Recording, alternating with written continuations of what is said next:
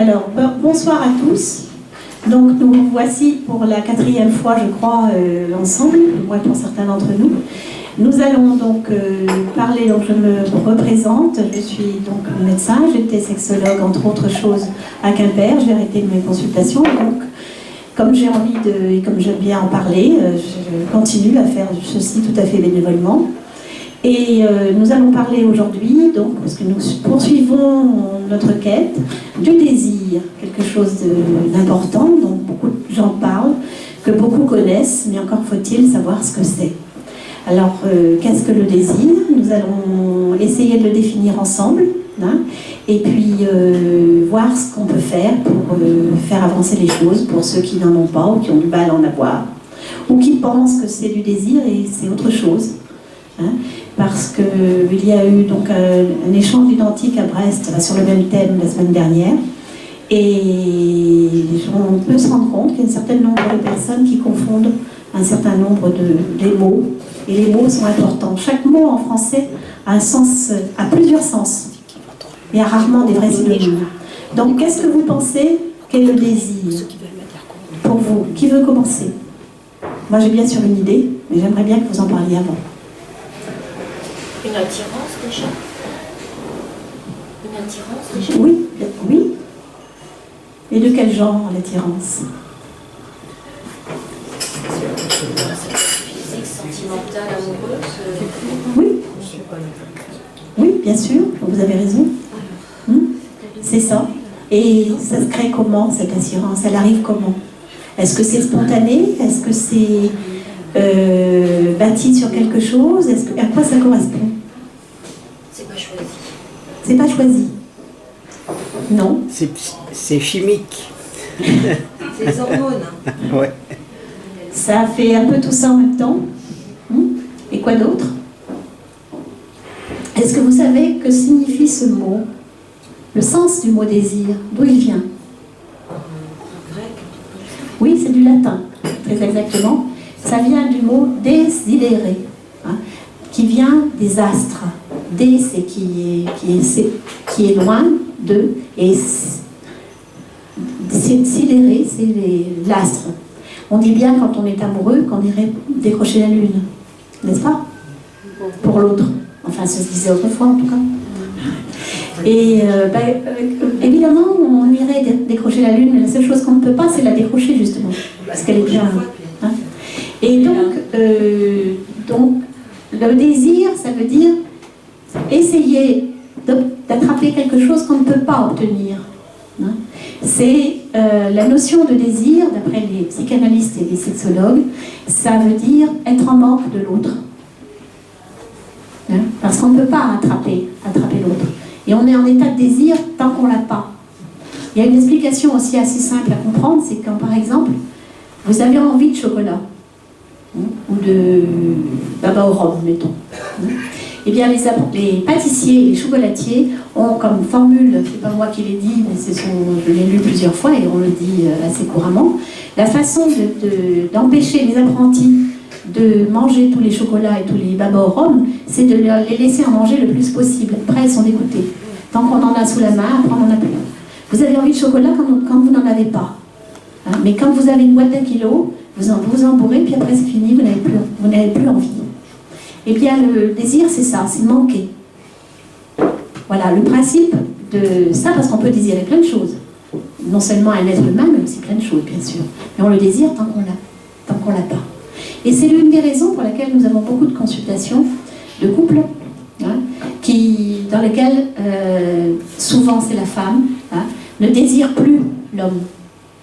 Et vous savez parfaitement, certainement pourquoi. C'est que bien souvent, il n'y a plus le manque. L'autre est là, c'est la routine, c'est ce qu'on appelle la routine. Hein. Et c'est hélas l'un des écueils du couple qui dure, c'est que l'un des deux n'ait plus envie de l'autre. Alors, il y en a qui vont voir ailleurs, qui en profitent. Hein. Alors, est-ce que c'est une bonne solution? On en parlera une autre fois. Mais c'est une possibilité. Hein. Ou il y en a aussi qui réessayent de réintroduire le manque. Hein. D'une façon ou d'une autre. Il y a plein de façons de le faire. Hein. Et c'est ce qu'on apprend aux couples qui ne veulent pas se séparer, même s'il n'y a plus de désir. Et s'ils veulent retrouver une vie sexuelle de bonne qualité. Voilà. Hein. Donc, comment entretenir le désir? Comment le faire naître? En étant attiré, mais comment est-ce qu'on est attiré? Comment on se rend désirable? Est-ce que vous avez une idée? En prenant soin de soi, de se coiffer, de se maquiller, de s'habiller. Mettre un string. C'est difficile d'être à travers une jupe, c'est pas toujours évident de voir le string, enfin bon, oui, pourquoi pas. Parce que le désir commence quand même un peu avant d'être déshabillé. C'est par le regard, c'est par le visage. C'est par le visage. C'est la première. Non, Oui, c'est parler, par exemple, oui, utiliser les mots. non, par le visage, je disais. Non, Ah, par pas le forcément. visage. Non. Alors, oui, par le visage, mais on regarde, il y a plein de solutions. Hein. On dit Par traditionnellement. l'apparence. Par l'apparence. Vous avez appuyé sur le. C'est bon. Hein. Oui, oui. Oui, bien sûr. La séduction, c'est l'inverse du désir. En fait, c'est effectivement conduire à soi. C'est ce que ça veut dire. Tout à fait. Et vous avez tout à fait raison. En voulant dire qu'on se rend séduisant, on se rend désirable en prenant soin de soi. Mais encore faut-il que l'autre ait le même désir. Hein, parce qu'il y a beaucoup d'hommes, par exemple, qui aiment les cheveux longs, les fortes poitrines, et ceux qui ont les cheveux courts ou qui ont perdu leurs cheveux, pour que ça existe. C'est aussi une sorte de bienveillance aussi, et de l'attention vis-à-vis de l'autre aussi, qui amène aussi à développer tout ça. Bien sûr, vous avez tout à fait raison. Donc c'est aller un tout petit peu plus loin que ce que vous avez dit, justement. Ouais, c'est pas que l'apparence, c'est aussi Tout à fait. tout ce qui va avec en fait. Oui. Et qu'est-ce qui va encore avec? L'humour. Oui, aussi. L'humour. Aussi. Les attentions, l'écoute, Oui. tenir en compte les idées de l'autre qui ne sont pas forcément les siennes et essayer de ne pas rompre Qu'est-ce que vous appelez les attentions? Développez ça. des pensées, des attentions. On sait que l'autre apprécie ce genre de. Ça peut être un menu, ça peut être une activité, de la proposer, de la mettre en place dans le couple. Oui, de quelle façon, par exemple? Mais ça, ce que vous dites là, c'est quand on connaît déjà un petit peu la personne. Ah oui. Mais au début. Ah oui. Au début, c'est un jeu. On s'amuse au début, c'est un jeu. Le désir. Quand il y en a un qui désire l'autre et qu'on veut faire connaissance, c'est un jeu. Et comment vous faites? Comment je fais, moi? Oui, enfin vous, si vous voulez, comment pensez-vous qu'il faille le faire? Faut que la plupart des gens le fassent. Disons, il faut savoir se faire désirer, faut pas se donner tout de suite, il faut faire languir l'autre. Plus il y a de la... Ouais, plus la... Voilà, il faut... C'est donc le principe, comment on dit, je te fuis, il me suit, et inversement, c'est ça? Mais un peu, mais c'est l'histoire du manque encore, hein, Voilà. tout simplement. Oui. Parce que moi je pense que... Enfin, je pense quand on a rompu le désir, moi je trouve que ça tue en fait. Pour moi, tout ce qui est avant est plus sympa que ce qui est... je préfère avant que... C'est comme disait Sacha Guitry, c'est quand on monte l'escalier. Et il y a, je ne sais plus quel homme, Clémenceau qui a dit ça aussi. Oui, mais il ne faut pas confondre le désir et l'excitation. Tout à fait, cher monsieur. Tout à fait. Mais là, on parle de désir. La prochaine fois, on parlera d'excitation. Mais là, on parle de désir. On monte les marches. Hein. D'accord. Donc, pour jouer, ou pour attirer, pour se rendre désirable, ou pour être séduisant ou séduisante, comment fait-on? Alors, avec de l'humour, d'accord. Et puis, avec le visage, le string, si vous voulez aussi, mais c'est, à mon avis, un tout petit peu plus tard. Hein? Puis c'est plus à la mode, trop, le string, paraît-il. Non, du tout. Non. Dans l'attitude, la façon d'être, Oui, l'attitude, mais alors, expliquez-moi la façon d'être. dans la séduction un petit peu, dans Mais le regard. de quelle façon? Voilà, dans le regard, par exemple. Regard, Et puis, Après, dans les mots, ne serait-ce que dans les mots, dans le langage, dans l'attitude, dans le regard. oui. Et quoi d'autre? Quand vous avez envie de séduire quelqu'un, comment faites-vous? que vous connaissez un petit peu, mais sans plus. Qu'est-ce que vous faites? Je fais rien. Je suis moi-même. Mais oui, mais vous êtes comment vous-même? Comme vous me voyez aujourd'hui. Oui, peut-être, mais il faut que l'autre ait envie d'aller un tout petit peu plus loin. Il faut se faire remarquer par l'autre. Oui, mais comment faites-vous pour vous faire remarquer par l'autre? Soit par là. Il y a une grande différence, enfin, en général, hein, je veux dire, statistiquement parlant, hein, il y a toujours des gens qui sont différents, mais statistiquement parlant, il y a une grande différence entre les hommes et les femmes.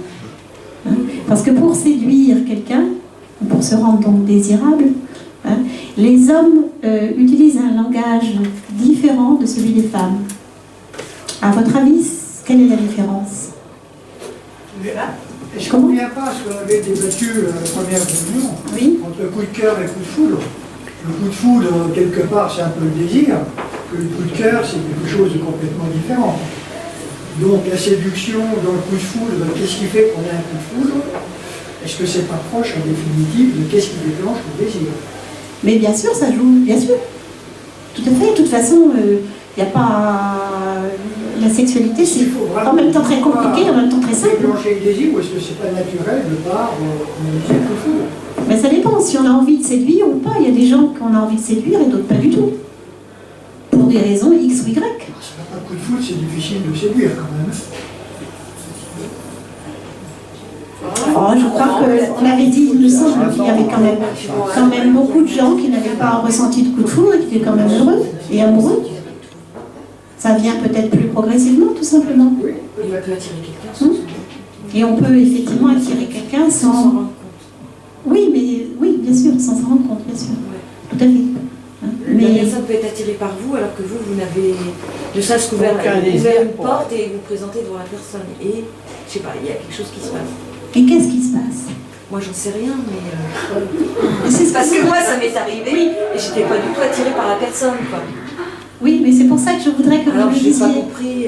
Oui, Et j'aimerais quand que vous je me disiez. pose la question à la personne, mais qu'est-ce qui vous plaît chez moi, elle Il ne sait sait pas pas me dire. répondre. Voilà. Il y a des tas d'études qui ont été faites sur le sujet. Dites, madame, vous qui avez une grande expérience, dites-moi. Un petit peu plus que la mienne. Ça ne s'explique pas de toute façon. Comment? Ça ne s'explique pas. Chacun n'a pas d'explication réelle, mais il y a des explications, évidemment. Oui, bien sûr, mais Dans la nature, ça ne se décide pas. Ne parlez pas toute seule là-bas, vous dites des choses très intéressantes. Bah, écoutez, dans le monde animal, il y a Oui. des odeurs, il y a des couleurs, il y a des... Voilà, je pense que chez Et les pourquoi humains... voulez-vous que ça soit différent? Ah bah, j'ai pas dit que c'était différent. Donc voilà ce que je voudrais que vous Voilà, disiez. c'est ça, oui. C'est ça qu'il faut dire. Enfin, c'est ça que j'aimerais que vous disiez. Parce qu'effectivement, on ne s'en rend pas compte. Ça, Mais- c'est pas palpable, c'est pas quelque chose qu'on va dire. Mais la séduction, c'est ça. C'est peut-être un sourire ou, je sais pas, une façon de je sais pas, une attitude. Je crois que j'ai déjà raconté, je ne sais plus si c'est ici ou à Brest, j'ai déjà raconté l'anecdote des jeunes femmes à qui on avait fait sentir le t-shirt de leur partenaire, enfin des t-shirts. Hein, et à 75%, elles avaient reconnu le t-shirt de leur partenaire. Pourtant, l'homme a un odorat qui est plusieurs milliers de fois inférieur à celui du chien. Hein. Et donc, elles avaient reconnu, donc vous savez aussi très bien, enfin je ne sais pas si ça vous est arrivé, à moi ça m'est arrivé, j'étais jeune mariée, je suis partie faire mes études loin, hein, et j'avais effectivement un pyjama de mon mari, et je dormais avec parce que, voilà, j'étais en manque de lui tout simplement, hein, et c'est vrai que l'odeur c'est important. Voilà. On a parlé du visage, les traits du visage, les traits de la silhouette, tout simplement, est importante, en particulier pour les hommes, et ils sont attirés, puis il y a beaucoup d'entre eux, par la silhouette d'une femme, qui peut être très différente. On n'a pas, c'est pas les critères de beauté du tout de la mode. Hein. J'ai un ami chirurgien esthétique qui disait, et ils sont d'accord avec ça, que les canons de beauté pour un homme, inconsciemment, hein, après il y a la mode, il y a tout ça qui intervient, mais comme on parlait dans l'instinct animal, si vous voulez, quelque part, hein, choisis plutôt une femme qu'il y a effectivement de la poitrine et les hanches. Tout simplement parce que, comme les animaux, ce sont des femmes qui sont plus susceptibles d'être reproductrices. Il paraît que c'est instinctivement, c'est ce qu'on a dans notre cerveau hippocampique, dans le cerveau ancien, hein, que les hommes recherchent. Et nous, on chercherait, nous les femmes, on chercherait. À la cinquantaine passée, c'était plus très... Ah, qu'en savez-vous? Qu'en savez-vous? Qu'en savez-vous? Oui. Et nous, les femmes, nous recherchons plutôt, paraît-il, des hommes au bassin étroit et aux larges épaules qui sont capables de nous protéger. Et blancs, voilà. Alors, on est à l'homme de Cro-Magnon, là, mais il semble que ça soit quand même des critères toujours réels. On parle du physique. Hein. Et après, donc, ça, c'est donc un élément important. Et il y a tous les autres sens qui viennent se mettre en place. On a parlé d'odorat. Donc, l'odorat est extrêmement important, effectivement. Il y a des gens, on dit bien, je le sens pas, celui-là. C'est pas par hasard. Je le sens pas. Ah, ben oui, tiens, je le sens très bien. C'est une expression qu'on utilise, mais qui correspond à la réalité. La voix aussi. Alors voilà, alors il y a l'ouïe, hein, qui permet effectivement d'avoir des paroles. On parlait de paroles, on parlait de mots, on parlait d'humour, tout ça, ça passe par la voix. Hein. Il y a aussi les écrits, bien sûr, hein, qui passent par le regard, du coup. Mais pour la voix, et il y a aussi l'intonation de la voix qui change. Vous n'avez jamais remarqué qu'un homme change de ton de voix quand il s'adresse à une femme dont il est amoureux, ou par laquelle il est attiré? Il y a une étude qui vient de sortir là-dessus. Hein, encore hein, oui, mais je parle de moi, je me rends compte, les femmes, je ne me rends pas trop compte quand elles changent de ton, hein, quand elles s'adressent à quelqu'un, mais les hommes, on voit bien qu'ils ont ils modulent leur voix quand ils ont envie de vous séduire, tout simplement, ou de séduire quelqu'un d'autre. C'est caractéristique. Hein. Ils parlent plus lentement, plus posément. Et nous, les femmes, de la même façon, nous modulons, nous avons une voix plus harmonieuse, etc. Donc c'est important. Hein. Et nous disons beaucoup de choses. Et nous aimons entendre, nous femmes, des « mon amour »,« tu me plais »,« j'aime ta peau », enfin des choses comme ça. Hein. Et après, qu'est-ce qui se passe quand on veut continuer à séduire? Il faut d'abord commencer par ça. Parce qu'après, on rentre, comme on l'avait dit un peu l'autre jour, dans l'intime. Donc qu'est-ce qu'on fait? On touche. Pour séduire.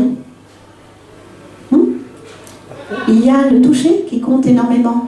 Alors la peau, toucher la peau de quelqu'un, c'est déjà de l'intime. Vous savez bien, dans tous les films où on voit romantique, hein, ou même érotique, sans être pornographique, hein, où on voit, rappelez-vous, dans la leçon de piano, hein, le doigt de Harvey Kettel, qui entoure le trou dans le bas de l'actrice. Dans la leçon de piano, comment elle s'appelle Bon, c'est un érotisme. Moi, je trouve ça un érotisme torride. Il veut la séduire, il est en train de le faire, il fait ça. Et qu'est-ce qui manque encore comme sens? Quand vous voulez faire plaisir à quelqu'un qui vous attire, que faites-vous, messieurs? Des fleurs. Oui, ça c'est pour l'odeur. Vaut mieux qu'elles sentent bon. Hein. On n'est pas obligé d'en faire beaucoup, une seule rose suffit. Mais qu'est-ce que vous faites d'autre, qui est très traditionnel? Le restaurant? Oui, le restaurant. Pour le goût. Et la bouteille, et la coupe de champagne que l'on échange. Hein, et nous, on va vous inviter chez nous. On va vous préparer un bon dîner. Et qu'est-ce qui va se passer? Ça va être la séduction. Il y aura effectivement la musique douce que l'on va mettre. En même temps.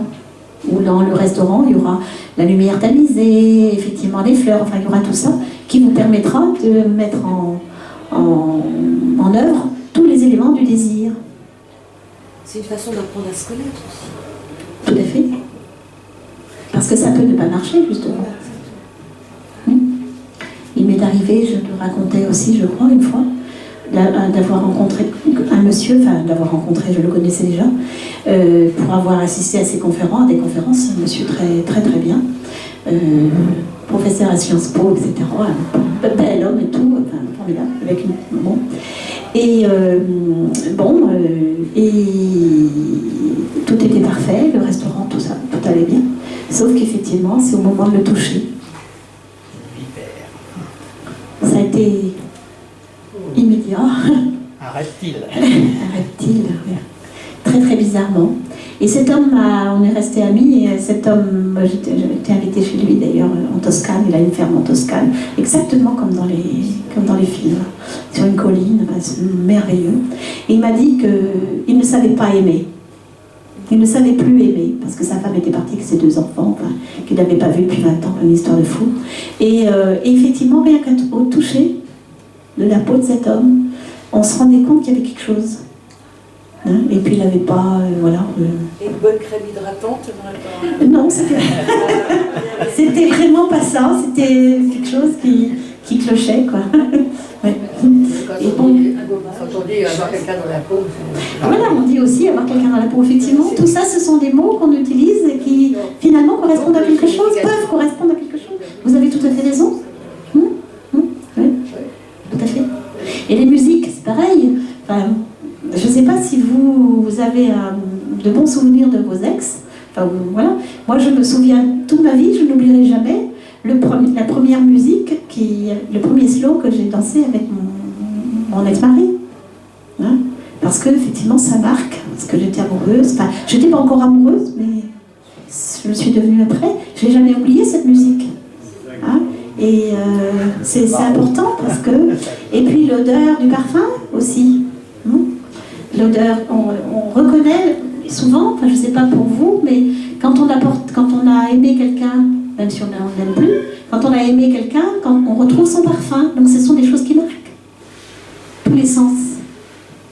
Et c'est tout ça qui fait le désir en fait, et qui permet d'avancer et de rentrer après, comme on disait un petit peu l'autre jour, dans l'intime. Qu'est-ce que le désir? Parce que l'intime, c'est pas encore tout à fait, ne s'arrête, c'est après. Hein, quand on commence effectivement à aller un tout petit peu plus loin, c'est-à-dire dans ce qu'on verra éventuellement la prochaine fois, si vous voulez bien, l'excitation. Dans le désir, il n'y a pas encore d'acte directement sexuel. Hein. On est dans la sexualité complète, évidemment, hein, puisque c'est pas pour de l'amitié, c'est pas pour un simple acte sexuel banal, ça peut l'être, mais on n'en est pas encore là. Mais c'est tout simplement, on se dit que, ma foi, il pourrait se passer quelque chose. Il n'y a pas d'érection, par exemple, chez l'homme. Hein, et la femme n'est pas encore mouillée. Alors, là où ça cloche souvent entre les hommes et les femmes, c'est que ce qu'on voit donc dans les gens qui consultent, chez les gens qui consultent, c'est qu'il y a souvent une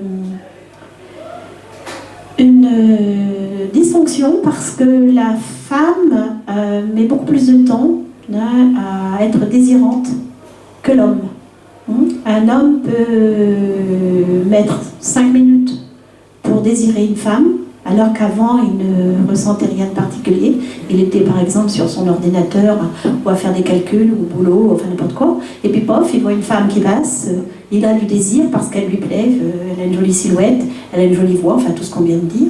Mais alors que la femme, si elle est devant son ordinateur aussi, devant n'importe quoi qu'elle fasse, ou sa lessive tout simplement, il lui faudra un certain temps pour passer au stade de désirante.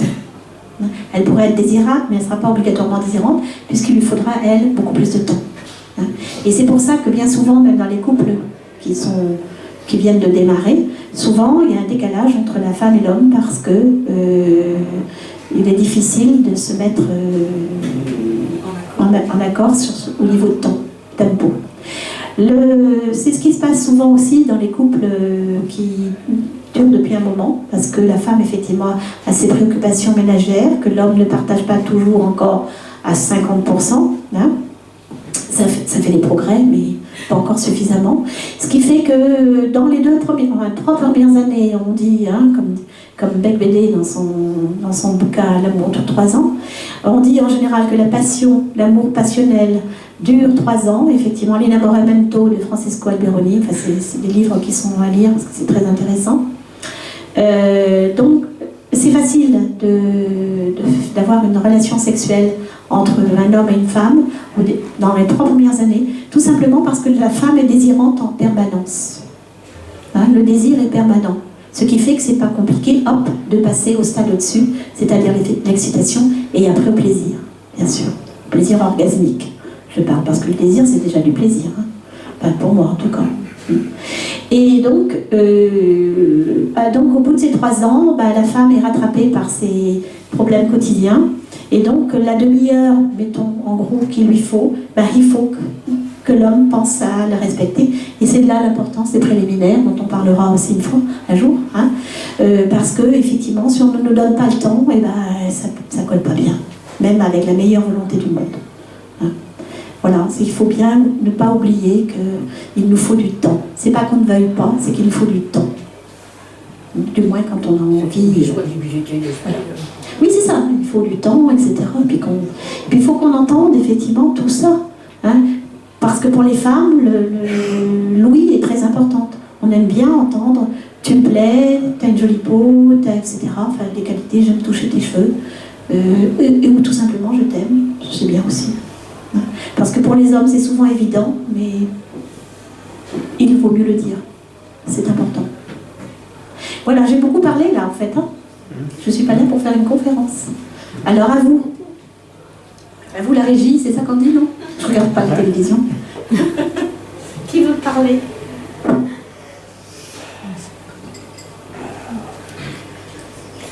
Que pensez-vous de tout ça?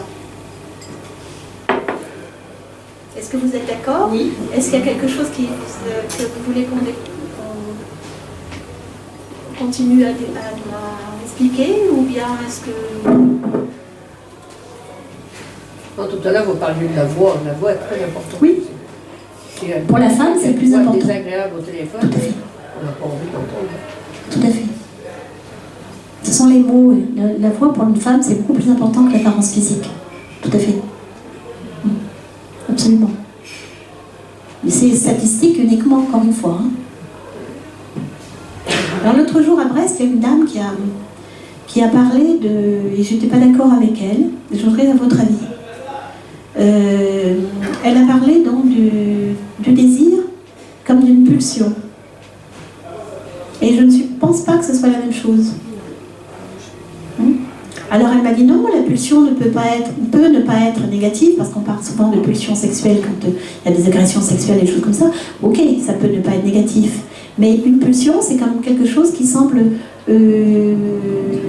très court dans le temps. Effectivement, monsieur, il fait des gestes, mais je le comprends là. Je pratique le langage des sourds, hein, le langage des signes. Je signe, je vous précise. Bon, et donc... excusez-moi, c'est une anecdote personnelle. J'ai 2 de mes frères qui sont sourds et qui sont en même temps aveugles. C'est atroce. Et donc ils ont d'abord appris le langage des sourds et puis après le braille, parce que voilà, une maladie génétique. Ouais. Et donc, oui, je disais, la pulsion, effectivement, c'est quelque chose qui nous ramène un peu à l'animal. Ce qui n'est pas obligatoirement mauvais, effectivement, mais je crois que le désir, c'est un petit peu autre chose. Ça monte plus lentement. Hein. Donc,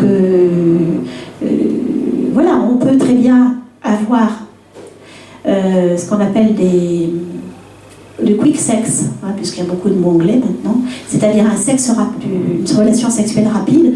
Hein, on voit ça dans certains films, dans Basic Instinct par exemple, si vous l'avez vu à l'époque, hein, on vous colle contre la porte et puis sans que ça soit un viol. Hein.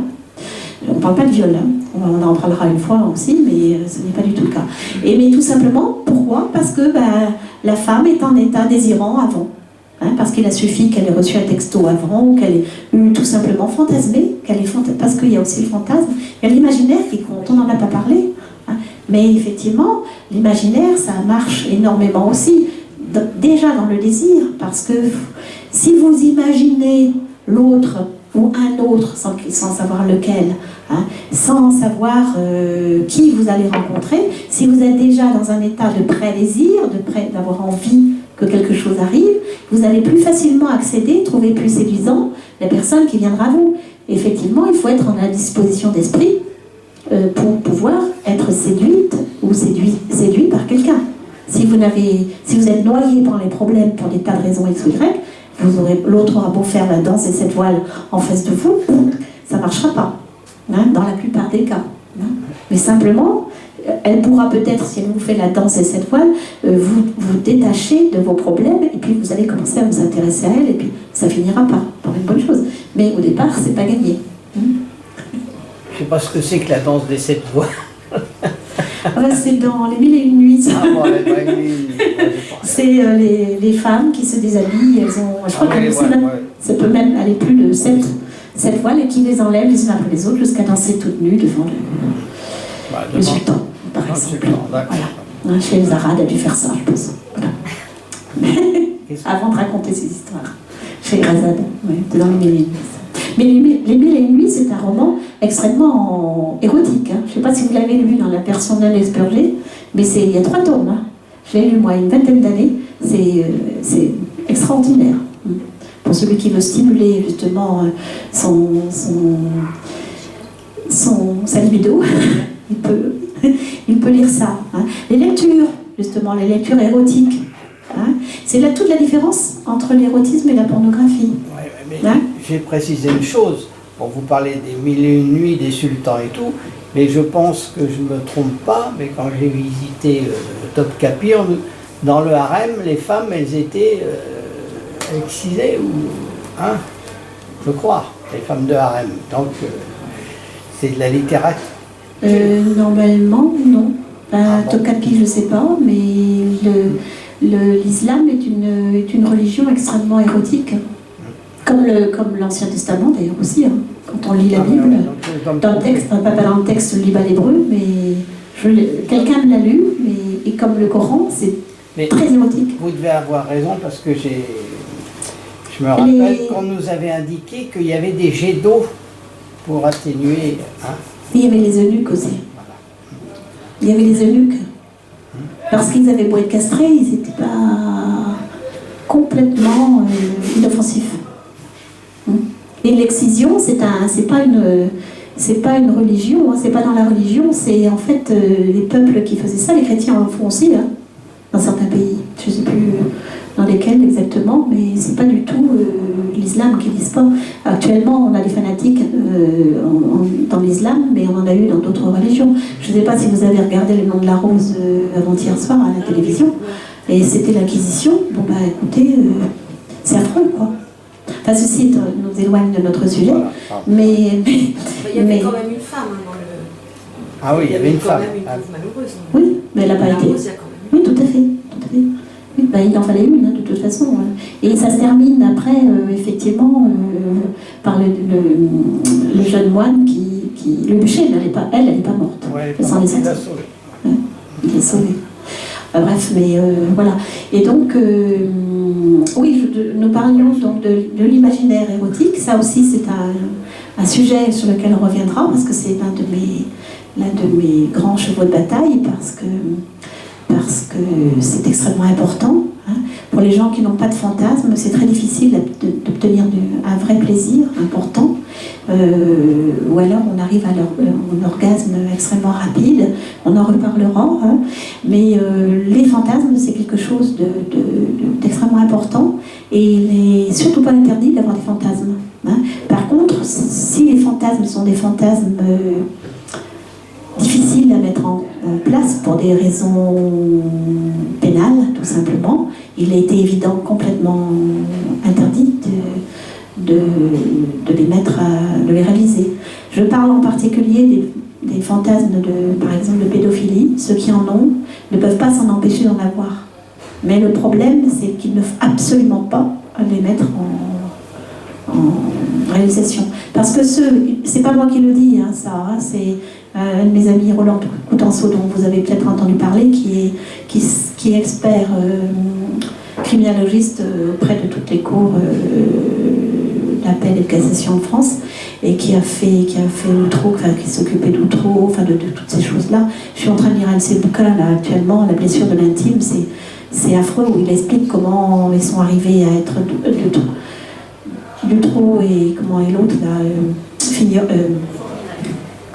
Fourniret sont devenus des serial killers. C'est effrayant parce qu'effectivement il explique la montée au fur et à mesure c'est assez atroce, quoi. Hein. Et voilà. Et qu'effectivement, ils se sont souvent empêchés. Enfin, c'est toute une réalité, hélas, catastrophique. Et donc, lui, il dit que tant qu'on ne met pas les choses, tant qu'on ne les réalise pas, on ne peut pas les empêcher, et c'est peut-être pas une bonne chose. Bon, là, on est dans l'extrême. Voilà. Mais donc, il y a des tas de fantasmes qui sont extrêmement intéressants. Hein, et on a tous donc un fantasme primitif. C'est Freud qui avait expliqué ça au départ. Et effectivement, et puis on brode autour de ça. Hein. Le fantasme primitif vient souvent de la petite enfance, hein, pour des raisons X ou Y. Et puis on développe ça au fil de l'année, puis on les enjolive. Et puis après, on fait avec. Et puis ça nous permet d'enjoliver notre vie érotique, hein, et sexuelle, puisque les fantasmes, on commence à les avoir dans le désir, quand on désire. Hein. En dehors, quand on ne désire pas, il est rare qu'on ait des fantasmes vraiment élaborés. Hein. Et puis quand on commence à désirer, mais on peut désirer, en général, on n'est pas obligé de désirer une personne particulièrement, on peut d'avoir envie, tout simplement. Hein.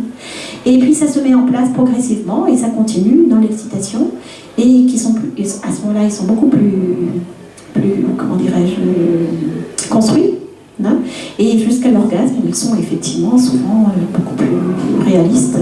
Et c'est là qu'on retrouve souvent les fantasmes des films pornographiques. Et le problème des films pornographiques, c'est que ça apporte trop vite des choses qui devraient rester au dernier moment. Hein. Et ce qui fait qu'on perd l'imagination, ça nous montre trop vite, en particulier pour les jeunes, ce qu'est un acte sexuel. Et souvent, hélas, je pense que vous serez tous d'accord, la femme est quand même trop rabaissée. J'en ai très peu regardé, parce que j'ai regardé quelques scènes, mais je dois avouer que, effectivement, ça ne me tente pas. Hein. Pour la raison simple, c'est que, voilà, il n'y a pas beaucoup d'imaginaire là-dedans. Hein. Et puis, c'est bon, voilà, on regarde les... Voilà. Mais c'est mon avis personnel. Hein.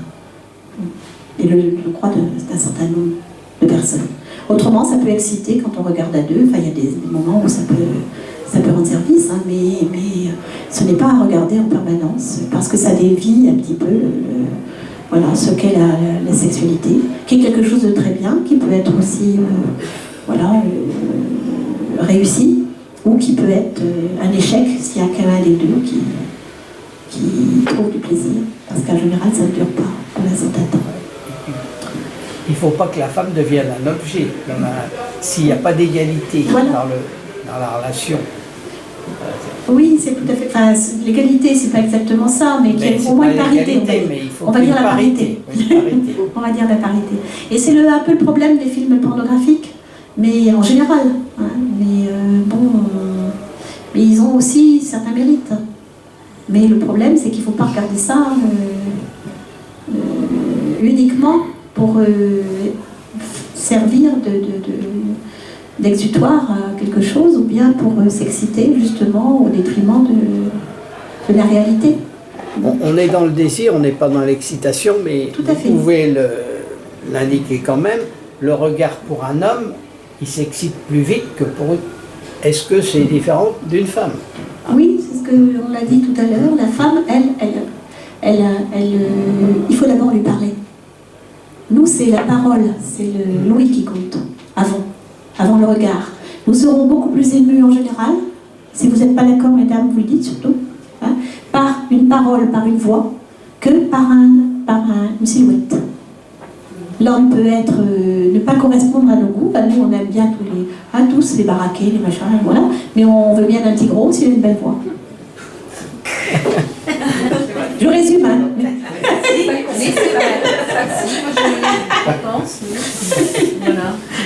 Tandis qu'une femme plantureuse avec des beaux seins, et puis si elle a une petite voix atroce et raillée parce qu'elle fume trop, je pense que vous passerez malgré tout. Voilà. Encore une fois, c'est grossi. Bon, ça ne veut pas dire, oui. Enfin, ça dépend. La voix de femme, oui. Vous pensez qu'un homme efféminé ne peut pas séduire au niveau de sa voix? Si, je pense que si. Je sais pas. Après heureusement que chaque chaussure a son pied. Justement, vous parlez d'efféminé. Donc, les homosexuels, on dit qu'ils plaisent aux femmes. Alors pourquoi? C'est pas la voix. Parce qu'ils savent les comprendre, Voilà. car monsieur. Parler. C'est pas Parce qu'ils parlent Voilà. parce qu'ils parlent. Voilà. Ils savent écouter. C'est avec aussi. De Aussi. toute façon, les hommes en général ne savent pas écouter. Ils sont plus dans la psychologie. Qui? Ils sont plus près de nous. Oui. Enfin, ils sont, Ah, les homosexuels. voilà, ils sont comme nous, on va dire. Un peu plus. Ils sont plus, ouais, ils sont proches de On nous. fonctionne différemment dans beaucoup de domaines. Ouais. Aussi. Oui, mais c'est pas opposé de toute façon. Si un homme veut écouter, c'est pas interdit. Hein. C'est une question d'éducation aussi beaucoup. Non, vous croyez pas? Moi, un homme qui sait écouter me plaira plus que voilà, un homme avec qui on peut échanger, parler de tout, est un homme intéressant pour moi. Un homme qui parle, voilà, qui est une brute épaisse ne m'intéressera pas. Même s'il est très beau. Ah, même s'il est plus beau. On voit plus cher. Mais un homme qui sait écouter, il y a de l'échange, ok. Parce que c'est du coup la sincérité, l'écoute, c'est. Oui, mais on peut être, va retenir et ça va nous plus nous. on peut être sincère en étant très maladroit. Ah, ça c'est sûr aussi. Je crois. Hein. Mais c'est sûr qu'il y a toute une façon de parler. Et pour nous, c'est important, la séduction, c'est ça. Les mots, Et les mots choisis. oui. Et c'est pour ça une des façons de séduire actuellement, c'est Internet et le téléphone. Hein. Et ça joue beaucoup parce qu'effectivement, rien qu'avec des mots, on peut séduire. Alors je ne sais pas si pour vous, les hommes, ça suffit, mais pour les femmes, il y a beaucoup de femmes qui tombent amoureuses assez facilement d'une voix ou d'écrit, de texto, enfin des choses comme ça.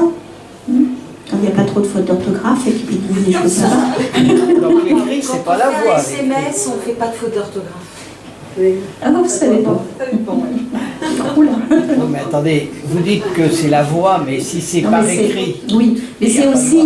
Non, il n'y a pas de voix. Par écrit, Mais c'est le choix des mots. c'est le choix des mots La toute qui correspond phrase. quand même quelque part à ce qu'on nous dit, Et le ce qu'on jeu, entend. le jeu, vous s'amusez. Bien sûr. Jouer. Comme le regard, la photo, c'est pas tout à fait ça non plus. Mais Comme on fait sur Mythique ou sur machin. oui, par exemple, comment on fait? Comment est-ce que vous décidez? Comment est-ce que vous décidez d'aborder quelqu'un?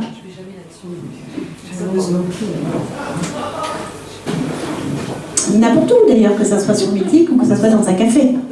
Enfin, n'importe où. Il faut bien commencer par lui parler, non? Ou pas? Et vous, messieurs, vous la regardez? Nous aussi, on vous regarde obligatoirement. On regarde sur Mythique, on regarde la photo, je pense. C'est quand même. Puis les mots. Mythique ou autre chose, hein. Ou même sur un forum autre. Moi, ça m'est arrivé de rencontrer des hommes sur des forums. Un des derniers amis que j'ai eu, c'était sur le forum d'architecture. On parlait de plans. Ça n'avait rien à voir. Et puis un beau jour, on s'est dit, tiens, voilà, on a été prendre un pot ensemble. Et puis voilà. L'homme n'était pas très beau, mais il parlait bien. Donc voilà.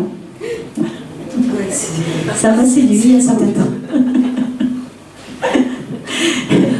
Donc voilà, mais bon, c'est sûr. Et qu'est-ce que vous faites une fois que vous avez réuni tous ces éléments, que vous avez donc du désir, qu'est-ce que vous faites? Est-ce que vous restez sur votre faim ou est-ce que vous allez plus loin? Je fais durer le désir. C'est-à-dire C'est de faire durer le désir. Passer à l'acte, ça ne m'intéresse pas forcément.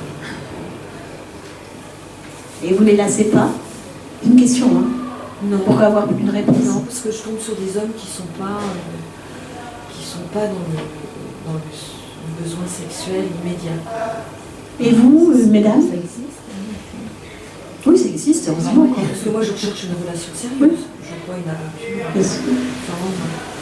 Mais j'ai même un ami, je crois que j'ai parlé une fois, qui lui est marié depuis au moins 30 ans, sinon plus. Et il a 60, je crois qu'il doit avoir pas loin de 70 ans maintenant, c'est un grand gaillard, absolument adorable. très intéressant intellectuellement parlant. Il est marié depuis plus de 30 ans à la même personne, qui est aussi très intéressante. Et il m'a dit il y a quelque temps, tu sais, mais moi ça fait, puisqu'on parlait de ça, je ne sais pas comment, ça fait 10 ans que je ne peux plus. Hein, et nous sommes heureux. Ah ouf, ça fait beaucoup d'entendre ça. Et sa femme m'a confirmé la même chose, elle était là, elle m'a dit oui, mais je dis je sais, il n'y a pas de souci. Il y a des tas de façons de rendre heureuse. On ne plaisir rien qu'avec des caresses. Tout à fait. Absolument, on en parlera aussi de ça. Hein, bien sûr. Il faut que les messieurs arrêtent de penser que... Hein, comme disait, je ne sais plus quel sultan, justement, j'ai deux armes, mon sabre et mon pénis. Et voilà. C'est celui que Dieu m'a donné. Non, il n'y a pas que ça dans la vie. Ça coûte, bien sûr, mais ce n'est qu'une façon d'avoir du plaisir. Pour un homme comme pour une femme. Et ce monsieur disait qu'on en a parlé longuement, hein, enfin relativement longuement, et il a effectivement découvert que progressivement, qu'il y avait des quantités de façons d'avoir du plaisir et de donner du plaisir. Hein, il est tout à fait hétérosexuel, sa femme est, moi je les connais très bien depuis 30 ans aussi, hein, et c'est un couple qui marche très bien, toujours. Voilà. Et donc ça existe tout à fait. Et ils ne sont certainement pas les seuls. Donc il faut quand même le savoir. Donc ne pas baisser les armes sous prétexte que... Hein. Et on peut avoir une sexualité aussi... Ah oui, les personnes handicapées, c'est bon. Tout à fait. J'ai aussi un couple de patients en allergo, parents sexuels, qui sont mariés depuis 10 ans maintenant. Ils ont 3 enfants. Lui est en fauteuil roulant. Ils étaient fiancés, ils ont eu un accident de voiture. Gravissime, elle a eu la hanche cassée, ça s'est remis, et lui est paralysé. Et ils sont très heureux. Je lui ai demandé, je lui ai posé la question. Un jour, elle m'a dit, mais oui, moi j'ai tout. Je suis merveilleusement bien dans mon couple. Hein, c'est bien, hein, parce qu'on se dit, mince, et donc lui, il ne peut pas bander, hein, carrément. Hein, mais elle m'a dit, on en a parlé, hein, parce que moi j'ai toujours parlé beaucoup avec mes patients, très comme ça, voilà. Et elle me dit, mais on a des quantités de façons de faire, il n'y a pas de souci, je suis très heureuse. Et lui aussi, très heureux, il me le dit. Et effectivement, je le vois de temps en temps, lui. Ah, je le voyais de temps en temps, parce qu'il accompagnait sa femme, c'était elle qui avait des soucis. Et voilà, ça marche. Et ça fait 10 ans. Hein, donc c'est quand même pas... Mais ne serait-ce qu'une personne, moi parce que je travaille dans le médical, mais on a besoin d'être touché, d'être caressé, d'avoir un câlin. Une personne qui est une personnalité, une personne très très âgée a besoin de cette relation, d'être touché, d'avoir une caresse sur la joue, ça fait partie. Tout à fait. C'est reconnu dans le milieu médical comme un soin. Voilà, c'est indispensable à la vie. Je veux dire, ça fait partie. Et essentiel. Ouais. Rappelez-vous des petits orphelins de Roumanie, on en avait beaucoup parlé à l'époque, hein, qui n'étaient jamais touchés, hein, qui devenaient autistes, hein, qui étaient recroquevillés dans leur coin. Tout à fait. Ouais. Mais tout à fait, et ne serait-ce que le toucher, c'est sacrément important. Hein, il faut apprendre ou réapprendre à toucher l'autre, à l'effleurer. Hein. Il y a 3, mais on en reparlera aussi si vous voulez bien, parce qu'on ne peut pas parler de tout. Hein. Il y a 3 façons, j'ai appris ça, enfin j'ai appris, on le sait, on le devine, mais pour allumer le désir, pour entretenir le désir et pour l'allumer, donc je le disais bien, il y a 3 façons, donc on en parlera dans l'excitation éventuellement ou dans les préliminaires. J'envisage de faire les préliminaires aussi, globalement après, un jour. Hein. C'est dans les caresses, il y a 3 stades de caresses, hein, et donc il y a des explications neurologiques à ça, hein, puisqu'il y a 3 zones de nerfs qui sont atteintes. Le premier, dans le désir, justement, le premier stade des caresses, c'est le toucher, comme ça, l'effleurement, effectivement. Donc à travers le vêtement, éventuellement. Hein. Et rien que ça, déjà, hein, de toucher comme ça quelqu'un. On faisait ces exercices donc en stage, c'était intéressant. C'est les Québécois qui font ça, des jardins qui fait ça. Au Québec, les sexologues ne sont pas médecins. C'est un diplôme qui prépare en 5 ans après le bac. Hein. C'est très intéressant parce qu'ils ont une approche très différente des Français. Hein. C'est vraiment très intéressant. Et donc ce monsieur Desjardins, qui avait 75 ans à l'époque, nous expliquait tout ça en se dandinant sur la salle. Il y avait sa femme qui regardait. C'était très amusant, elle était touchant, c'était très intéressant. C'était à Toulouse et au Québec. Et donc il nous expliquait que l'effleurement, c'est juste toucher comme ça, à peine, avec le bout des doigts. Et là, donc on devait décrire ce qu'on sentait. Celui qui était touché, on commençait par les cheveux, on allait tout habiller, hein, et on allait jusqu'aux pieds. Et donc chacun devait décrire ce qu'il ressentait. Alors si vous avez envie, vous pouvez essayer ça. Hein, et juste avec le bout des doigts. Et vous devez dire, celui qui est touché doit dire ce qu'il sent. Et l'autre doit dire aussi ce qu'il sent. Et vous allez voir que vous allez sentir plein de trucs. Ça, c'est dans le désir. Alors le deuxième, c'est très intéressant à faire. Oui, bien sûr, mais ça peut arriver. Oui, bien sûr, il faut que ce soit avec quelqu'un que vous aimez. Vous pouvez même le faire avec vos propres enfants. Hein, mais effectivement, il ne faut pas le faire avec quelqu'un qui vous répugne, ça c'est certain.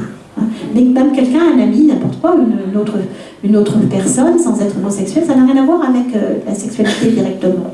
Hein, c'est pour ça que vous parliez de toucher. Les personnes âgées, elles ont besoin qu'on les touche. Les enfants ont besoin qu'on les touche. Et c'est le drame. Si un nouveau-né, vous ne le caressez pas, vous ne le câlinez pas, il ne va pas se développer Tout à fait, normalement. tout à fait. C'est évident, on le sait, ça. Bien sûr. Nous le savons tous, hein, nous avons, hein. Et donc le deuxième, ça c'est l'effleurement. Alors vous pouvez le faire aussi avec on nous avait fait faire ça, c'est très intéressant, avec un rideau. Vous savez, un petit voilage là, de fenêtre. Vous le mettez comme un voile de mariée, si vous voulez, et vous le glissez sur les gens. Et c'est pareil, vous sentez des tas de trucs assez intéressants. Il faut essayer de rentrer dans soi et puis de sentir des choses. Hein. Là, à ce moment-là, il n'y a que celui qui a le voile qui se touche, qui sent quelque chose, puisque l'autre ne fait que tirer. Le deuxième stade, c'est les caresses plus profondes. Hein. Alors, éventuellement, donc, sur la peau nue, c'est plus simple, en appuyant un peu plus. Hein. Et là, on est déjà dans le stade d'après, l'excitation, hein, qui va faire monter donc, justement l'excitation. Et je vous expliquerai la prochaine fois. Et vous avez la troisième caresse, qui est donc le massage. Hein, le massage profond, hein, donc le palpé roulé en quelque sorte, qui lui va préparer directement à la sensation d'orgasme. Hein. Mais ça, je vous expliquerai éventuellement après si vous voulez. Hein. C'est pour ça que les massages, par exemple, pratiqués dans les salons de massage, qui sont d'ailleurs plus ou moins pas autorisés, hein, sont une forme d'excitation directement, effectivement, qui peuvent aller jusqu'au comment ils appellent, jusqu'au finissage, je sais pas comment, il y a un mot pour ça. Mais c'est donc effectivement très, très réglé, hein, l'effleurement qui est juste dans le désir, hein, le massage plus profond, donc qui est la caresse plus profonde, qui apporte l'excitation, et le palpé roulé profond qui effectivement peut amener à déclencher le plaisir orgasmique. Voilà, ça c'est le toucher, hein, et c'est vrai que c'est très important. Si vous ne touchez pas quelqu'un, si vous voyez bien dans tous les films, la première chose qu'on fait c'est d'approcher la main timidement pour toucher l'autre, et si on ne le fait pas, le reste ne viendra pas non plus. Si on n'a pas envie de toucher, c'est pas la peine. Si on n'a pas envie de toucher, c'est pas la peine. Je suis d'accord. C'est ce que j'ai dit tout à l'heure. Alors, qui a des expériences à raconter un petit peu? Ou une histoire à raconter? Il n'y a pas de... Mais ça m'est arrivé quand on faisait quelqu'un. Non seulement j'avais pas envie de toucher, mais quand il venait vers moi, je me retenais parce que je ne pas le repousser quand même, et j'avais envie de... Tellement ça me... Vous l'avez vu plusieurs fois? Pardon? Vous l'avez vu plusieurs fois? Oui, quand même. Mais c'est à la fin que... Vous êtes dit, allez, je vais... Quand il est parti, j'ai fait des fous. Vous vous êtes dit, je vais quand même tenter le coup, parce qu'il est intéressant. C'est pas possible. Ça arrive, ça? Et est-ce que ça a pu vous arriver d'être séduit apparemment par quelqu'un, de désirer quelqu'un, puis d'être déçu après? Et à quel moment? C'était un monsieur très bien. On me l'avait présenté encore en plus, donc j'étais rassurée parce que c'était pas vraiment un inconnu en fait. Vous savez? Voilà. Oui, je connaissais la personne qui m'avait présenté, donc je savais quand même que c'était quelqu'un de confiance. Mais bon, ça se commande pas. Et qui d'autre aurait une expérience comme ça? Négative?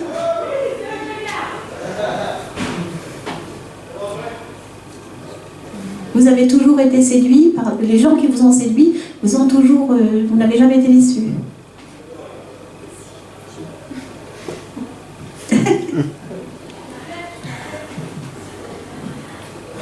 Tout de suite, je ne dis pas au bout de 10 ans, 15 ans, hein, voilà, assez rapidement. Moi, j'ai parlé de ce monsieur avec la peau bizarre, là, je n'ai pas d'explication, parce que elle était pas, c'était comme une peau de serpent, mais il avait une peau normale quand même, enfin, je sais pas, c'était au toucher qu'il y avait un truc, quoi. Hein. Il n'avait pas de peau d'eczéma, des trucs comme ça, hein, il n'avait rien du tout, mais voilà. Ça, c'était quand même... Et il avait tout pour plaire, autrement, effectivement, mais voilà. Mais, Pas de problème, mais ça passait pas, quoi. Non, personne n'a rien à dire. Non, pas d'expérience désagréable, madame? Non, Après, généralement... non. Si par contre, quelquefois on a des expériences un peu bizarres, enfin, là c'est à notre cadre, mais par exemple dans le cadre du théâtre, il y a des exercices comme ça qu'on peut en faire, genre par exemple le free hug, ça. Vous avez peut-être entendu parler de ça. Oui. Et c'est vrai, il y a des gens qui réagissent, mais vraiment... C'est les câlins gratuits, voilà, ça se fait 2 ou 3 fois par an, je crois. Hein. C'était pas la journée du câlin hier, le 1er mars. Compliment. Ouais, j'entière, j'ai vu un truc comme ça. D'accord. Et donc c'est dans la rue, vous avez des gens qui se baladent avec des pancartes, et puis ils vous prennent dans les bras. Et l'autre jour, on parlait, je sais plus quand, on parlait aussi d'Amma. Quelqu'un m'a parlé de ça. Vous avez entendu parler d'Amma? Amma, c'est une gourou indienne qui se déplace partout dans le monde, hein, et qui embrasse les gens. Il paraît que c'est extraordinaire, hein, avec beaucoup d'amour, etc. Et ça a beaucoup de succès. Oui, mais ça fait rire, certainement. Peut-être pas tout le monde. Ben, je sais pas, les gens ont l'air contents. Il paraît qu'elle donne... on se ressent qu'on peut la voir. Oui, voilà, c'est ça. Donc, voilà, c'est le câlin gratuit. Ouais. Ce câlin gratuit, c'est génial. Moi, je trouve aussi, mais... Je l'ai fait à Paris, c'est génial. Oui, mais il y a des gens qui ont des réactions bizarres. Oui. Des gens... On va vers eux gentiment, comme ça, Ils vous repoussent. Et ça peut être au contraire, ils agissent comme s'ils étaient une action contre la personne. Eh oui.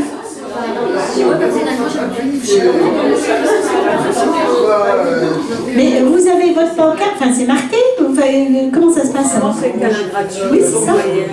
Mais bon, donc c'est souvent les...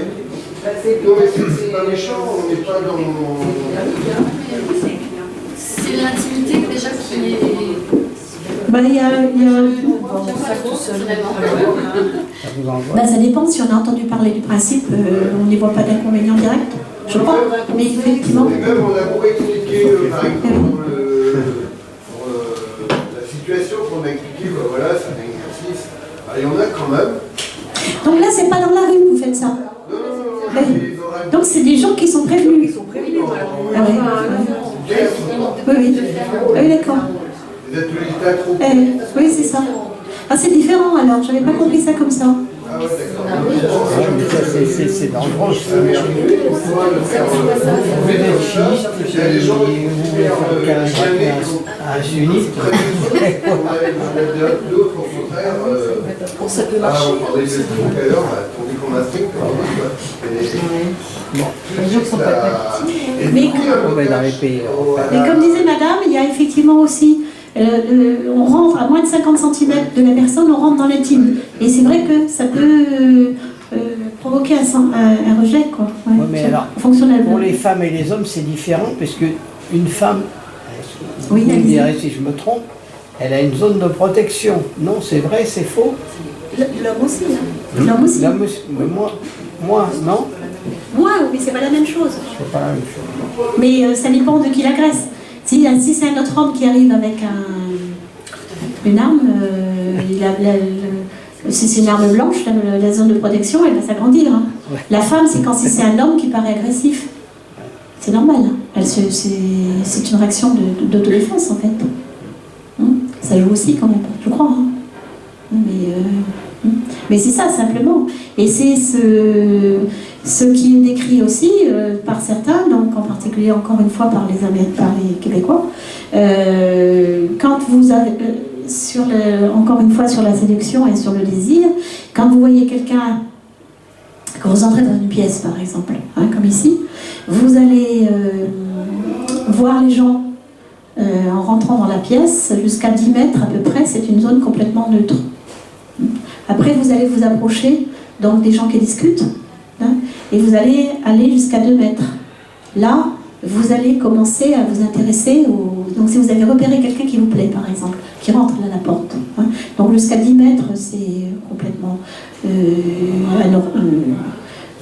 indifférent, neutre, etc. Jusqu'à 2 mètres c'est la zone sociale, hein, vous pouvez discuter comme ça sans vous impliquer du tout, hein. Et effectivement quand vous commencez à vous adresser entre 50 cm et 1 mètre, ça dépend des endroits où l'on est, hein. Là vous rentrez dans l'intime, et là effectivement il faut faire attention à ce que vous dites, à ce que vous faites, hein, au regard, etc.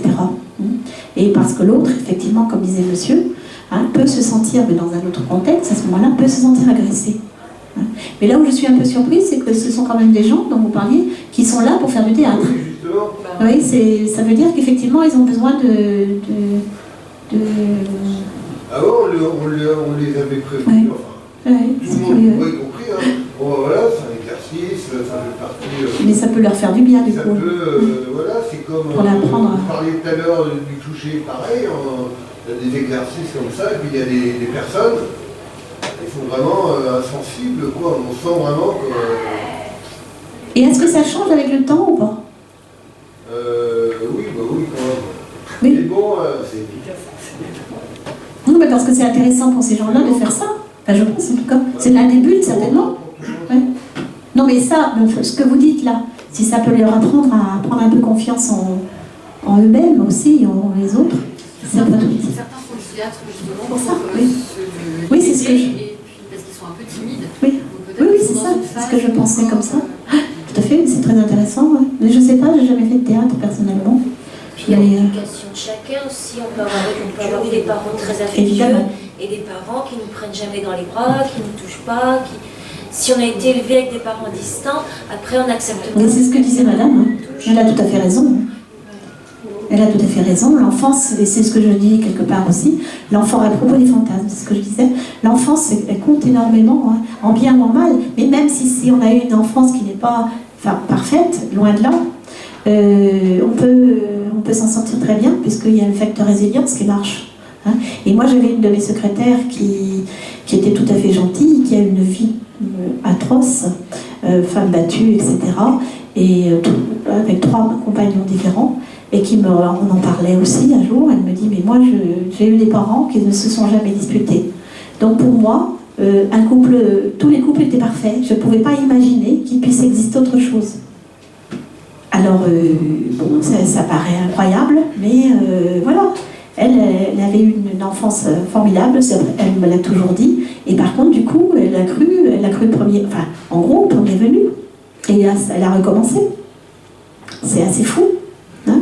Alors, j'avais du mal, c'est vrai que ça paraît aberrant, comme quoi, même avec des parents, pas toujours... on essaye d'être les moins mauvais parents possibles, hein, pas les meilleurs parents, les moins mauvais. C'est pas tout à fait la même chose. Parce qu'on ne peut pas tout faire pour un enfant. Au contraire, hein, il faut l'aider à avancer. C'est pas avancer pour lui. Et c'est le problème, effectivement, des enfants qui n'ont pas eu toute l'affection et toutes les caresses, mais ils peuvent récupérer ça. Hein. C'est Rulnick l'a bien écrit, hein, c'est tout à fait vrai. Lui a été d'ailleurs un enfant, effectivement, qui était caché pendant la guerre. Il a écrit beaucoup de bouquins là-dessus, et c'est le dernier que j'ai de lui, c'est sur la naissance de la psychiatrie moderne, et c'est effectivement intéressant parce qu'il parle encore une fois de beaucoup d'enfance. Je parlais du livre de Roland Coutenceau là, sur les blessures de l'intime, c'est aussi souvent des enfants qui ont été maltraités quand ils étaient petits, mais pas obligatoirement. Après, c'est une façon d'interpréter en fonction des personnes qu'ils ont rencontrées après, hein, mais toujours souvent dans l'enfance. Et il y a beaucoup de choses qui marquent dans l'enfance. On ne se rend pas toujours compte. Mais on peut pas être des parents parfaits non plus. C'est pas possible. On aura toujours des failles. Mais les failles, les enfants sont capables de les surmonter. si on les a aimés déjà. Hein? Ou quelqu'un, pas obligatoirement les parents, s'ils ont rencontré, paraît-il, une figure ou paternelle ou maternelle suffisamment bonne. C'est ce que dit Joyce McDougall, qui est une psychanalyste américaine. Hein? Ça peut être un oncle, ça peut être un voisin, ça peut être un professeur ou une maîtresse d'école qui, à ce moment-là, permettra à l'enfant de s'en sortir. Ça peut être plein de choses. Je connais un couple où lui était élevé dans une famille très distante, on serrait la main au père, enfin jamais d'embrassade, rien. Et sa femme a eu beaucoup de mal à faire en sorte qu'il soit plus tactile. Elle a réussi, mais elle a eu du mal. Oui, c'est sûr. Mais il faut que ça vienne aussi de lui, parce qu'il faut qu'il... Voilà, je pense qu'il a fait aussi les efforts lui-même, parce que sinon ça n'aurait pas marché. Tout à fait. C'est pour ça qu'il faut aller se frotter aux autres aussi. Voir que, effectivement, on peut vous voyez ses parents. Moi, je connais des gens qui vous voient leurs parents. Ça fait un peu vieille France, mais ça ne les empêche pas de s'embrasser. Hein, comme cette... je reproche ça souvent à mes enfants, du moins à mes fils. C'est, je ne sais pas pourquoi, hein, à partir de 13-14 ans, ils n'embrassent plus leurs copains. Ils leur serrent la main. Je dis, mais c'est pas pour ça que vous êtes homo, quand même, c'est quoi ces histoires? Je ne sais pas ce que vous en pensez de ça. Je trouve ça bizarre. Pourquoi les hommes ne s'embrassent pas avec les femmes? Bah si. Bah quoi? Les hommes s'embrassent. Ça dépend juste des cultures, c'est tout. Je vais aller dans le milieu de la France, tous les hommes s'embrassent. Ils sont pas homo pour autant. C'est nouveau. C'est une question d'éducation. C'est pas une signe d'affection, C'est une minorité des hommes qui s'embrassent. Oui, c'est une minorité. C'est bien ce que je dis, c'est dommage. Pourquoi? Voilà. Ça vient aussi des... Oui, oui, ben oui. Mais moi, je leur ai jamais demandé, je leur ai jamais dit à mes enfants, à mes fils, de serrer la main à leurs copains. Moi, j'embrasse pas les hommes. Oui. Ouais, j'embrasse pas les hommes. Moi, si je les connais, j'embrasse les hommes, j'embrasse les femmes. Les hommes qui s'embrassent sur la joue parce qu'ils sont des amis de toujours. Mais il n'y a pas de mal à ça. Non, mais moi, ça me paraît. Oui, mais c'est parce que, voilà, Vous n'embrassez pas votre frère, par exemple, si vous avez un frère. Ah, tiens, oui, bonne question. Mais de temps en temps, dans des... Voilà, parce que... Non, mais c'est fou, hein, l'éducation, c'est vrai. Hein. Mais c'est pas une critique du tout, hein, c'est juste un état de fait. Mais enfin, je trouve que c'est un peu dommage, parce que... Voilà. Ça dépend de la culture, Ça évolue, ça dépend des relations d'amitié que l'on peut avoir. Et c'est vrai que dans ça arrive bien, moi j'ai l'impression. Personne ne s'embrassait, ni les femmes, ni les hommes, il y a 50. Moi, je préfère la famille, J'ai fait dans une famille plein de cousins. Vous avez dans sa famille, mais les gens, personne ne s'embrassait. Moins facilement, certainement. Jamais, personne ne s'embrassait. Et une question hygiène, c'est peut-être pas plus mal de s'embrasser. Ah bah oui, aussi. Et ça, c'est français aussi. Les Français s'embrassent tout le temps. Dans les autres pays, on vous dit, mais je me trompe peut-être. Je sais pas, au Canada, je sais pas, c'est français. Et pourquoi au niveau hygiène, c'est mieux? Bah les hommes qui sont pas lavés, on trouve. Oui, mais embrasser, c'est sur la joue, c'est pas sur la bouche, c'est pas pareil quand même. C'est pour ça qu'il dit que c'est mieux peut-être de faire une bise que de serrer les mains. Ah, c'est pour ça, ben, j'avais bien compris alors, d'accord. Oui, oui, je suis d'accord, je suis d'accord. Je suis d'accord. De manipulter. Vaut mieux s'embrasser sur les joues que serrer la main. Tout à fait. On transmet moins les microbes. J'ai été élevé, moi les parents. Ouais, bon, là, on va changer. On souhaitait la bonne année, sinon on n'a pas. J'ai été élevé, j'embrassais mes parents le jour de l'an pour leur souhaiter la bonne année. Et quand j'ai eu 14-15 ans, j'étais déjà un petit peu rebelle, mais j'ai pas embrassé ma mère. Je sais pas pourquoi. Toutes les 4 jours de l'année, je n'embrasse pas. 365e, j'ai resté le spectre. Je ne vois pas pourquoi. Je l'ai pas fait. Les choses ont évolué, c'est vrai que les c'était comme ça. Heureusement. J'ai une petite soeur qui a 15 ans de moins que moi. Elle a pas eu le temps de... Si nous revenions à notre sujet, parce que tout ça, effectivement, je pense que dans le désir, pour pouvoir avoir du désir, il faut entretenir, comme disait Madame, qui a dit plein de choses intéressantes, à mon avis, Sur la distance, je pense qu'effectivement, avoir trop de... Par exemple, tutoyer trop vite, c'est peut-être aussi une façon de ne pas arriver trop dans le désir. Hein. Je pense que bien souvent, ça marque rester dans le vous un certain temps. Ça permet de rester justement dans le manque et dans le jeu. Tout à fait. Et il n'y a rien de plus érotique que de dire... Enfin, excusez-moi, je peux vous choquer là-dedans? Oui. Il n'y a rien de plus érotique que de dire à un homme, mon cher, hein, veuillez me...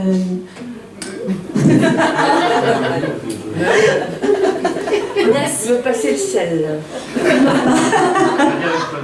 Veuillez me caresser la chatte, ou n'importe quoi, ce que vous voulez. J'aurais même dit quelque chose de plus cru. Mais voilà, c'est d'un érotisme absolu, pour moi. Hein? Et je dois avouer que c'est une habitude que j'ai. Quand j'ai des amants, pas de relation suivie, c'est interdiction de me tutoyer. Et ça marche très bien. Ça dépend des générations. Voilà, mais ça dépend des générations. Hein. Du tout. Du tout. Non, moi, mais... moi, je vais vous dire, en ce moment, je suis en train de m'amuser énormément avec un homme qui a 20 ans. Je suis en train, si vous voulez, je suis en train de m'amuser en ce moment, enfin m'amuser, hein, parce qu'il n'y aura jamais... en ce moment, je suis en train de jouer par des messages, avec un homme qui a 20 ans de moins que moi. Et moi, je le vous vois, lui, il me tutoie. Enfin, il est en train de se mélanger les pinceaux, mais bon, on s'amuse beaucoup. Mais moi, voilà, je fais comme ça aussi. Voilà, moi, je me fais un plaisir de le vouvoyer. Voilà.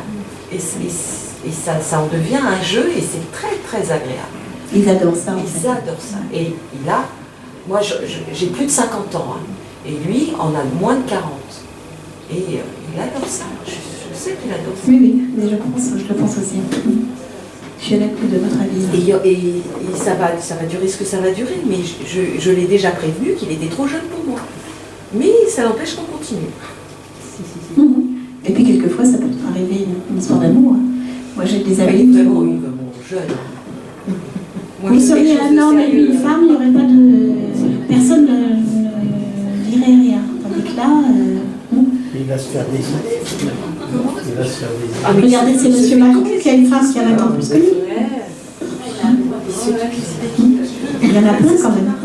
Ah, c'est M. Macron, d'accord. Moi, j'aimerais pas. C'est le chat et la souris. C'est ça, c'est le jeu. C'est le jeu. Et alors, si c'est un jeu? C'est un jeu. Est-ce que c'est vraiment important? Est-ce que vous voulez tous et toutes systématiquement avoir une histoire d'amour? Mais c'est ça, c'est bien ça aussi le problème. Qu'est-ce qu'on recherche?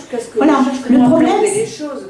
Oui. Il peut y avoir de l'amusement, une voilà. approche. Le problème, c'est qu'il faut être d'accord. Il y a une personne qui va percevoir il faut être d'accord. Respect et faire croire alors que c'est pas bien. Voilà. Et le problème, c'est tous les deux, il n'y aura jamais rien entre nous. Voilà. Le problème, c'est que les femmes, c'est ce que l'on dit aussi, je ne sais plus qui l'a dit, enfin peu importe, les femmes donnent du sexe pour avoir de l'amour, en général, et l'homme donne de l'amour pour avoir du sexe. C'est l'inverse. Hein, les hommes vont vous promettre, oui, je veux une grande histoire d'amour, etc. Alors que, hein, et les femmes vont dire, ouais, j'ai envie de baiser, tout ça. Excusez-moi, c'est un mot que j'utilise pour dire avoir une relation sexuelle unique et rapide. Hein. Faire l'amour, c'est autre chose. On peut faire les deux en même temps, d'ailleurs, hein, c'est pas interdit. Mais voilà, alors qu'une femme acceptera plus facilement de baiser pour essayer d'avoir une histoire qui dure. Mais le problème, c'est qu'il faudrait juste se mettre d'accord au départ. Et si on est d'accord, il n'y a pas de souci. Si on recherche une longue histoire, ben on se séduit tranquillement, lentement, etc. Si on veut juste one shot, comme disent les Américains, une histoire d'un soir ou de quelques mois, que uniquement basée sur le sexe, qui est donc ce qu'on appelle maintenant, paraît-il, les sex friends, hein, c'est-à-dire des gens qui se voient, qui s'estiment, qui s'apprécient, mais qui se voient pour la sexualité. Hein. Bon, ben, il suffit de le savoir. Point. Les choses sont claires. Le problème, c'est qu'il y a souvent une ambiguïté. Et là, ça ne va pas. Mais les jeunes femmes de 25, 30, 35 ans, maintenant c'est comme ça qu'elles font. Hein. Elles ont plusieurs boyfriends voilà, c'est juste que du sexe. Je ne sais pas, je crois que ça existe et c'est tant mieux, mais je crois qu'il y a aussi, parce qu'il n'y a pas de raison, si elles en ont envie, mais je crois qu'il y a aussi des femmes qui cherchent, parce qu'il ne faut pas oublier une chose importante, c'est que la vie tourne et qu'elles ont besoin d'avoir des enfants. Souvent, pas toutes, mais beaucoup. Et que après 35 ans, ça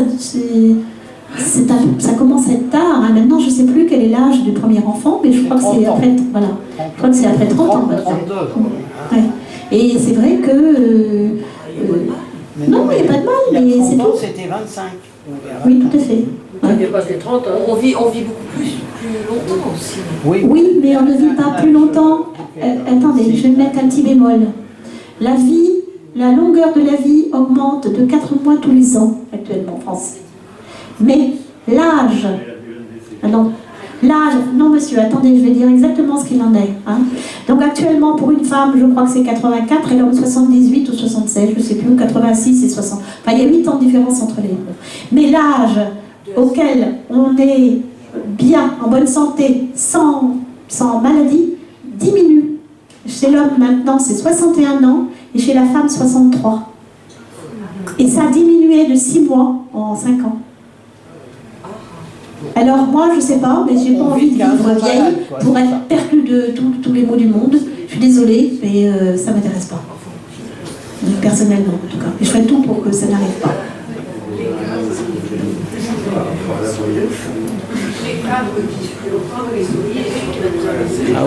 En général, ça dépend des professions. Les agriculteurs et les médecins, pas. Parce qu'ils se suicident. En moyenne 3 à 4 fois plus que la population normale. Ça ne veut pas dire, non, ils ont aussi des problèmes. Enfin, ceci dit en passant. Oui, nous parlions de plein de choses qui tournent quand même autour du désir, hein, finalement. Donc on parlait du vouvoiement, c'est ça. Donc en fait, de la distance qu'il fallait garder pour rester en état de manque. N'oubliez pas ce mot, manque. Désir, ça veut dire manquer à l'autre. Hein, et faire en sorte qu'il nous manque. C'est pour ça qu'il y a des couples, ce qu'on conseille aux couples quand ils viennent nous voir, un sexologue, parce qu'ils n'ont plus de désir, il faut renouveler, réapprendre à leur fantasmer et réapprendre donc à tous les petits gestes qu'on l'on fait spontanément quand on est amoureux. Envoyer des petits textos, faire un bon repas avec une coupe de champagne, offrir des fleurs, dire je t'aime. Ben oui, elle le sait. Et alors, on peut lui dire dans une pipe, ça mange pas de pain, etc., etc. Hein. On dit bien, je ne sais pas qui non plus l'a dit, il n'y a pas d'amour, il n'y a que des preuves d'amour. Ben, les preuves d'amour, ça passe aussi par le mot « je t'aime ». Il n'y a rien de plus beau que de dire à quelqu'un « je t'aime », si on le pense vraiment, bien sûr. Hein. Parce qu'après, c'est trop tard. Et vous pouvez aussi le dire à vos parents, ça n'empêche pas. Aux parents âgés, comme disait, hein, aux gens qui sont dans les mouroirs, hein, qui ont plus de 90 ans ou 85 ans, et qui n'attendent que le temps passe. C'est atroce. Alors allez leur dire « je t'aime ». Parce qu'un jour, ça sera trop tard. Et c'est très important. Et allez les toucher aussi. Même si apparemment ils ne comprennent pas ce que vous dites, s'ils ont un Alzheimer ou autre, ben, ils comprennent le toucher. Et le « je t'aime », je suis persuadée qu'ils le comprennent. Après, c'est un acte fort, c'est pas un temps. Oui, ben, il faut le dire si on le pense, évidemment. Si on ne le pense pas, c'est pas la peine. Oui, puis enfin. Non, tu veux pas ça. Moi, je pense qu'il faut dire « je t'aime ». Je t'aime à une personne qu'on n'a pas d'affect ou de relation. Ben, je ne parle pas de ça, je parle de personnes avec qui vous avez un affect ou une relation. Ah oui, bien sûr, je ne parle pas assez bien, je veux dire. Ce que je viens de dire, c'est si vous le pensez vraiment. Mais parce que ce n'est pas évident comme ça. Hein, c'est ce que j'ai dit. Il n'est pas question de mentir, ce que je veux dire. Hein. Simplement, le dire si on le pense. Hein. Au lieu de dire, oh bah oui, il le sait, non. Il faut le dire. Après, c'est trop tard. Quand la relation est cassée, quand la personne est décédée, c'est trop, vous aurez beau mettre tout ce que vous voulez sur une tombe, hein, ou envoyer toutes les lettres enflammées, une fois la rupture est faite, c'est trop tard. Du moins, dans la plupart des cas. Alors, Je sais pas quelle il est -5. J'ai beaucoup parlé là. Hein. Qui veut dire un mot? Oui, moi, je voudrais revenir tout à l'heure sur ce que vous avez dit sur la victoire. pour une femme. Est-ce qu'il serait possible aussi, parce que bon, tout le monde connaît l'ego masculin, la peur de l'homme d'un échec. Vous voyez simplement mettre la main pour pouvoir avancer la main. Beaucoup d'hommes hésitent à avancer la main parce qu'ils ont peur d'un refus ou d'un échec. Oui, vous avez raison. Est-ce que c'est une victoire ou est-ce que c'est la peur de l'homme qui se croit souvent supérieur à quelque chose, de dire j'ose pas avancer la main sur quelqu'un qui, je sens dans la main ou quelque chose. Non, mais vous avez raison, c'est effectivement. Mais il faudrait aussi que peut-être que les femmes, nous osions davantage. Mais vous avez tout à fait raison, je suis d'accord avec vous. Parce qu'effectivement, toucher la main de quelqu'un, c'est pas non plus catastrophique. Et puis, si elle retire, si lui retire sa main, ouais, bon, le problème est réglé. Il n'y a pas besoin de parole. Effectivement, vous avez tout à fait raison, moi. Et le refus, c'est l'homme est beaucoup plus marqué. Vous croyez? Oui, moi j'en ai parlé avec d'autres personnes, c'est vrai qu'après l'homme hésite à recommencer l'acte de... Je sais pas. Je pense qu'on doit être à peu près égaux là-dessus. Enfin, je pense. Parce que c'est pareil, quand on a envie d'un homme qui n'en veut pas, on se dit, ah, ça y est, je suis moche, qu'est-ce qu'il y a qui va pas, pourquoi voilà, enfin, je sais pas, hein, mais... L'homme en fera plus une maladie que la femme, c'est sûr. Je crois pas, je sais pas, je sais ne sais pas. J'ai pas de réponse. J'ai pas de réponse, non, j'ai pas de réponse, je sais pas. Qu'est-ce que vous en pensez? Moi, je suis un peu d'avis de monsieur. Oui. Parce que moi, j'ai été timide longtemps, ouais, je suis un peu... Et ça marque, quoi, ça marque.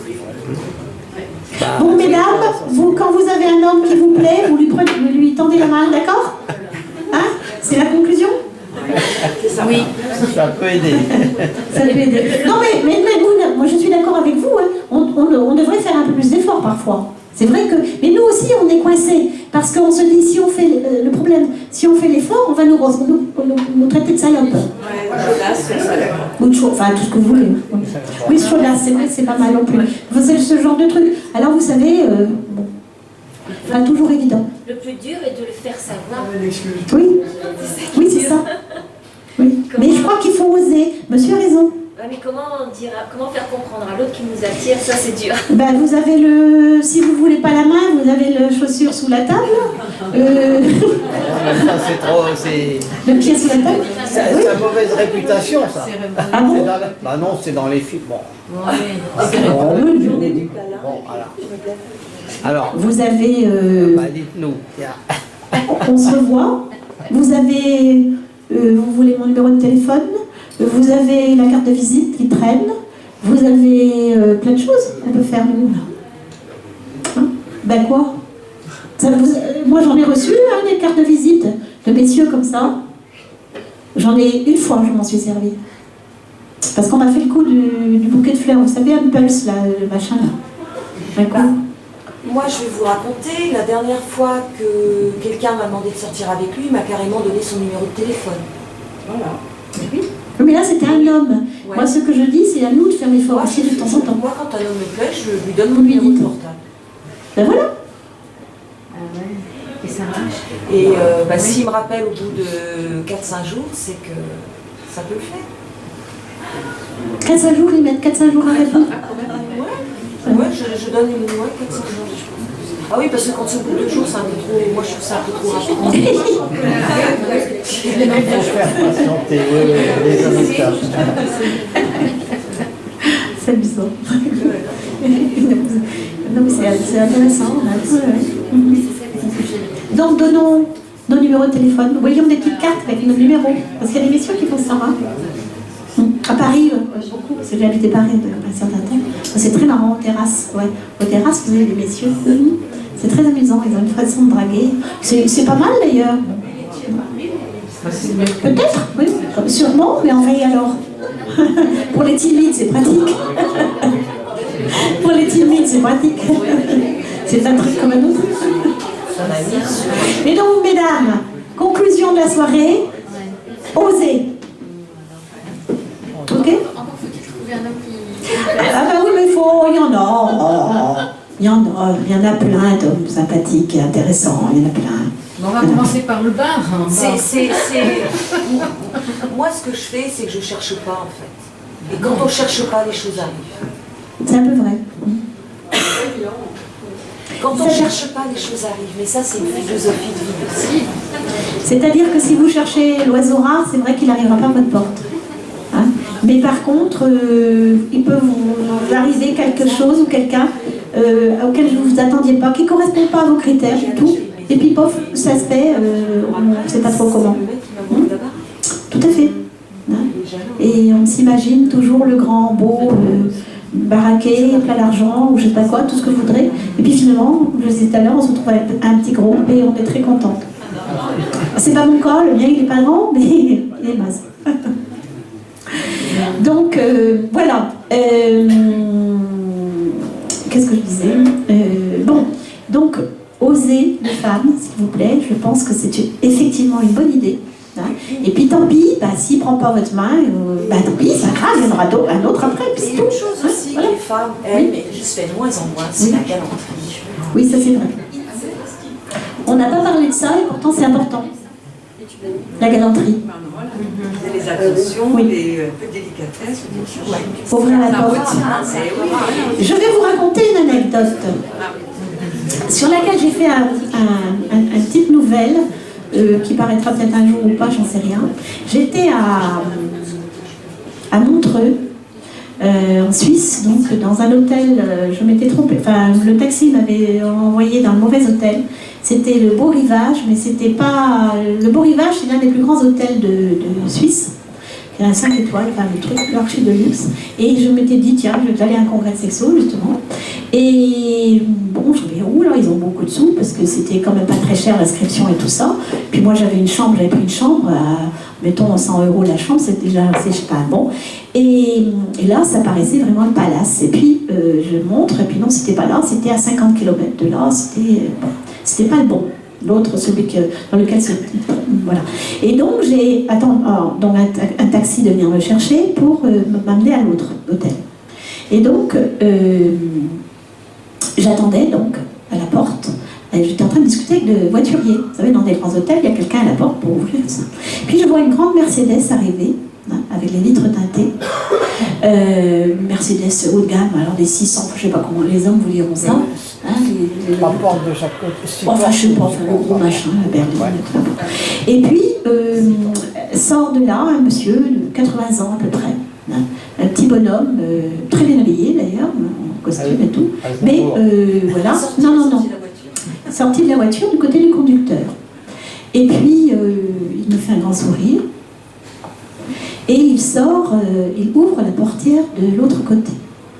Et je vois une paire d'escarpins fabuleux, haut talon, sortir. Une paire de jambes magnifiques.